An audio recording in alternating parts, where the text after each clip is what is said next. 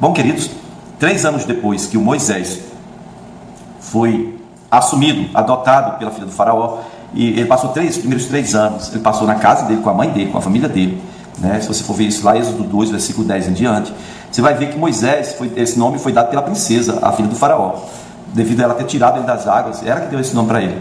E eu fico às vezes perguntando assim para mim mesmo, qual teria sido o nome dado pelos pais originais, o Arão e a Joquebede. Moisés, então, agora tinha 2 mães, e o nome recebido da filha do faraó, certo?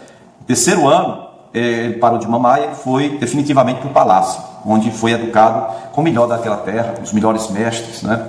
E aí aqui nós queremos acentuar alguns acontecimentos importantes.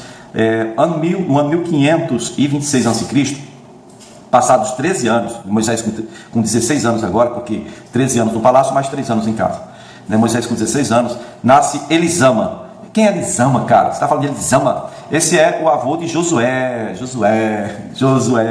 Vem com Josué, tá em Jericó. Josué, filho de Num. Bom, ano 1512 a.C., Moisés agora, mais 14 anos para frente, Moisés agora com 30 anos, nasce Naasson, 37ª geração.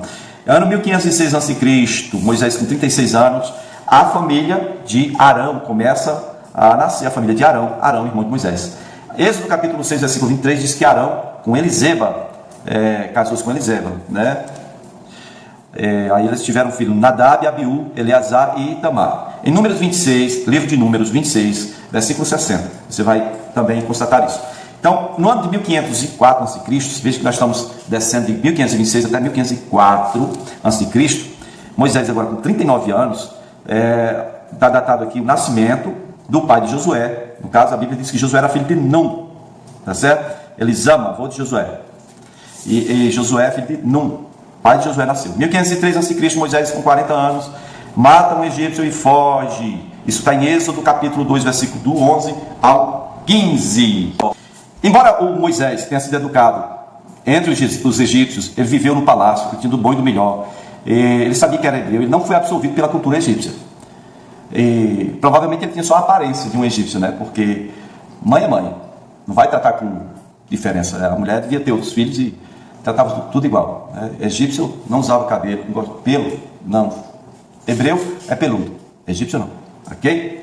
Aí é uma questão, Moisés com 40 anos, mas não se sabe quanto tempo durou o decreto de Faraó, aquele decreto de jogar as crianças no Nilo, causando o contínuo infanticídio. Fala para mim aí nos comentários, você presume que foi quanto tempo? Os historiadores não falam, porque aquilo que a Bíblia não fala claramente, gente, é melhor nem procurar, então não acho não. Provavelmente o número de hebreus, no caso, o número de israelitas, foi bem reduzido, pelo menos os homens, e aí, provavelmente o faraó agora tinha o controle da situação. 40 anos no poder ali, e ninguém sabe quanto tempo foi aquilo, mas muita criança virou comida de crocodilo, negada. Pense num negocinho terrível. Moisés, o libertador, teria que ser hebreu, mas também egípcio. Coisas de Deus, não é não? Coisas de Deus. Coisas de Deus. Ponto. Então ele foi ao lugar onde estavam os hebreus, e ele quis fazer justiça com as próprias mãos, e de forma lamentável ele matou o egípcio, ele se viu apertado e ele fugiu, né? Depois que um seu compatriota o colocou para correr, tá certo? Gente, versículo 12 é interessante quando diz assim, que ele não viu a ninguém, ele deu uma olhada assim em volta. Quando a gente começa a olhar para ver se tem alguém vendo, é porque o negócio não é certo, né? Se fosse certo, não precisava disso. E aqui aparece um princípio que posteriormente é colocado na lei dos hebreus: vida por vida, sangue por sangue, olho por olho, dente por dente, né? Você vai ver isso em Êxodo 21, versículo 23. Vida por vida.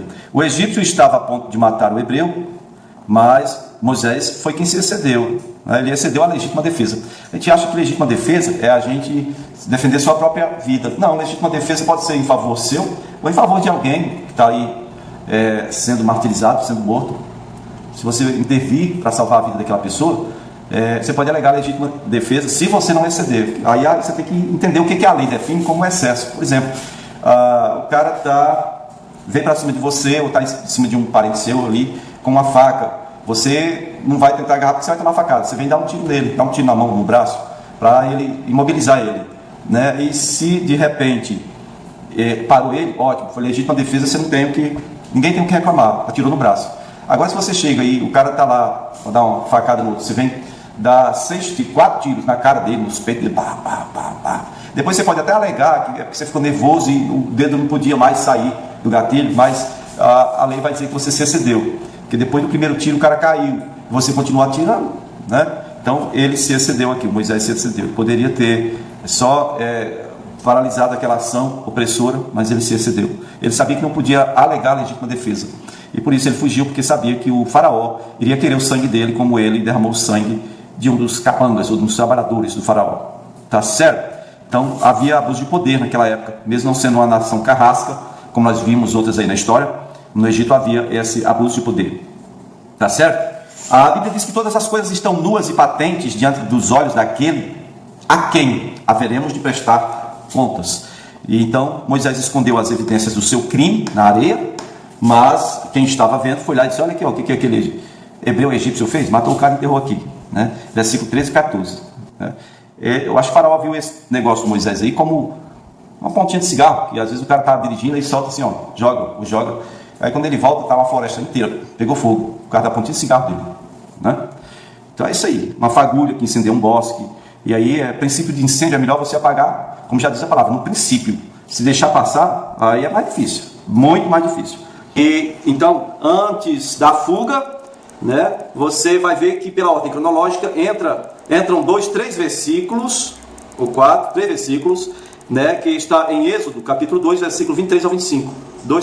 23, 24 e 25, tá certo? Quando diz assim: muito tempo depois morreu o rei do Egito, os israelitas gemiam e clamavam debaixo da escravidão, e o seu clamor subiu até Deus. Ouviu Deus o lamento deles e lembrou-se da aliança que fizera com Abraão, Isaque e Jacó.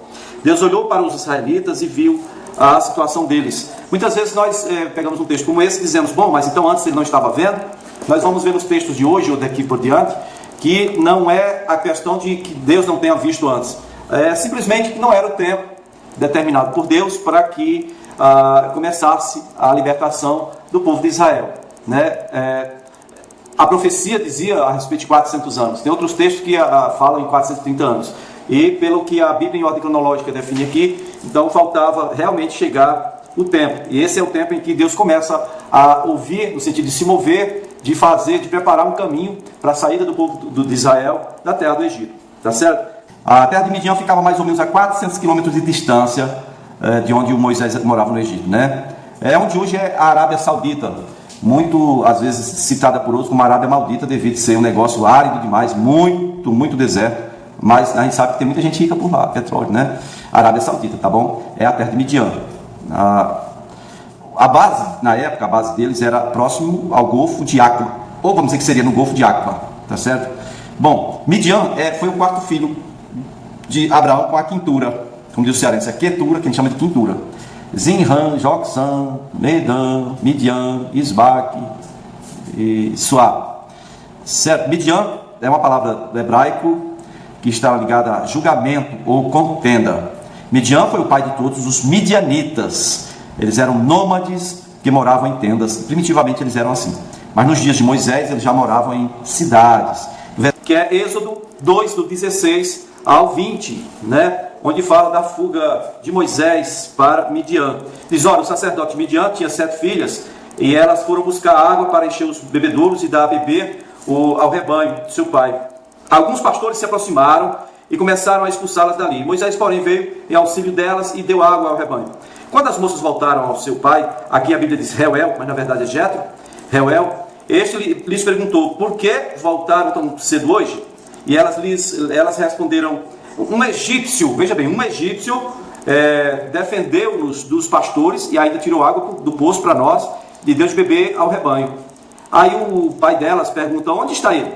Perguntou seu pai, né? Porque o deixaram lá? Convidem-no para comer conosco. Eu já devo ter citado, mas foi num local como esse, né, que o Eliezer, mordomo do Abraão, encontrou Rebeca e levou Rebeca para ser esposa do Isaque. Foi também no poço, mesmo poço, depois de um bom tempo, que o Jacó, quando fugiu do seu irmão, o Esaú, ele fugiu do seu irmão, foi nesse poço que ele encontrou a Raquel, ele se apaixonou por Raquel, e a mesma veio ser seu esposo. Agora Moisés fugiu para a terra de Midian, não foi para Aram, Midian, e estava sentado próximo de um poço, um local muito procurado, muito valorizado, muito frequentado. Terra onde não tem água, poço é super valorizado, todo mundo sabe disso.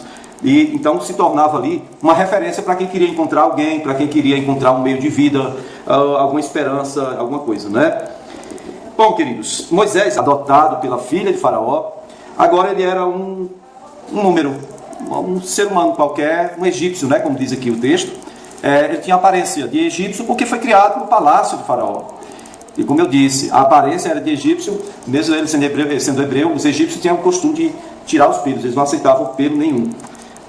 Então, queridos, Moisés armou a tenda lá, agora estava sem status, sem conhecidos, sem amigos, vantagem, sem inimigos também, pelo menos por enquanto, sem relevância nenhuma. Ele estava ali à beira de um poço. Quem vai para a beira de um poço é porque está procurando alguma esperança. Pelo menos naquele lugar, naquela época, você quer dar um norte para a sua vida, quer encontrar pessoas, quer fazer laços, vínculos, vai para a beira do poço, tá bom? E o sacerdote local, o sacerdote Midian, chamado Jetro, aqui aparece como nome Reuel, ele tinha 7 filhas. Devia ser uma espécie de sacerdote, rei, ou um líder local daquele clã, daquela comunidade ali, que era já próximo ao Golfo de Aqaba. As mulheres aqui, mais uma vez, são as pastoras, são as que carregam água para dar para os animais, Aqui no caso eram 7 filhas de Jetro que estavam cuidando desse trabalho aí, desse rebanho. E é lógico, os pastores queriam prevalecer por força, homem contra mulher, então diz o texto que eles enxotavam elas, querendo que elas, não, vão embora, essa água aqui é nossa, alguma coisa assim, tá certo?